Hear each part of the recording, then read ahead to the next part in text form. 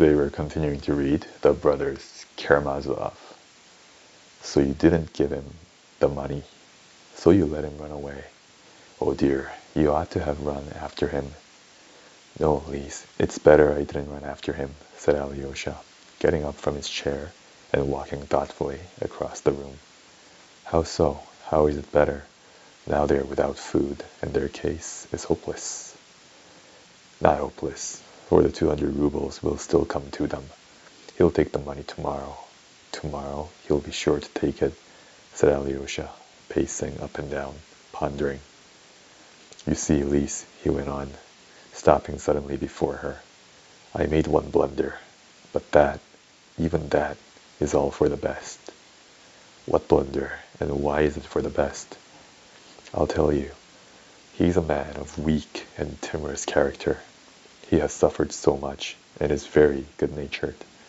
I keep wondering why he took offense so suddenly, for I assure you, up to the last minute, he did not know that he was going to trample on the notes. And I think now that there was a great deal to offend him, and it could not have been otherwise in his position. To begin with, he was sore at having been so glad of the money in my presence, and not having concealed it from me. If he had been pleased, but not so much, if he had not shown it, if he had begun affecting scruples and difficulties, as other people do when they take money, he might still endure to take it, but he was too genuinely delighted, and that was mortifying. Ah, Lise, he is a good and truthful man. That's the worst of the whole business. All the while he talked, his voice was so weak, so broken, he talked so fast, so fast. He kept laughing such a laugh, or perhaps he was crying. Yes, I am sure he was crying. He was so delighted. And he talked about his daughters, and about the situation he could get in another town. And when he had poured out his heart, he felt ashamed at having shown me his inmost soul like that. So he began to hate me at once. He is one of those awfully sensitive poor people. What had made him feel most ashamed was that he had given in too soon and accepted me as a friend, you see. At first he almost flew at me and tried to intimidate me, but as soon as he saw the money, he had begun embracing me. He kept touching me with his hands. This must have been how he came to feel it, all so humiliating. And then I made that blunder, a very important one.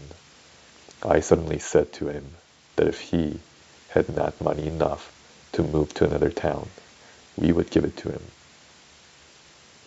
And indeed, I myself would give him as much as he wanted out of my own money. That struck him all at once.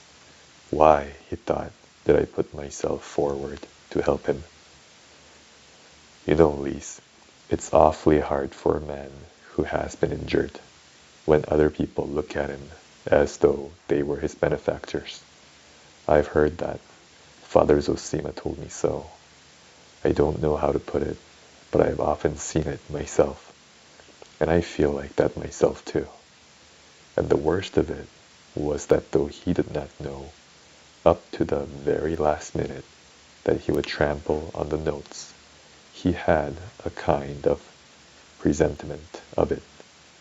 I'm sure of that. That's just what made him so ecstatic, that he had that presentiment.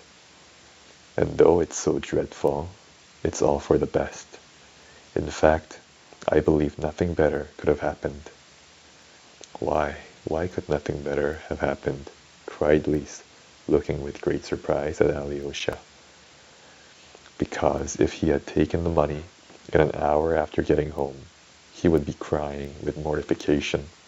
That's just what would have happened.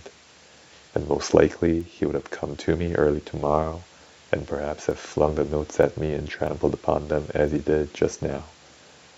But now he has gone home awfully proud and triumphant, though he knows he has ruined himself. So now nothing could be easier than to make him accept the 200 rubles by tomorrow, for he has already vindicated his honor, tossed away the money, and trampled it underfoot. He couldn't know when he did it that I should bring it to him again tomorrow, and yet he is in terrible need of that money. Though he is proud of himself now, yet even today he'll be thinking what a help he has lost. He will think of it more than ever at night, will dream of it, and by tomorrow morning he may be ready to run to me to ask forgiveness. It's just then that I'll appear. Here, you are a proud man, I shall say. You have shown it, but now take the money and forgive us, and then he will take it. And that's the end of the reading for today. Have a good day.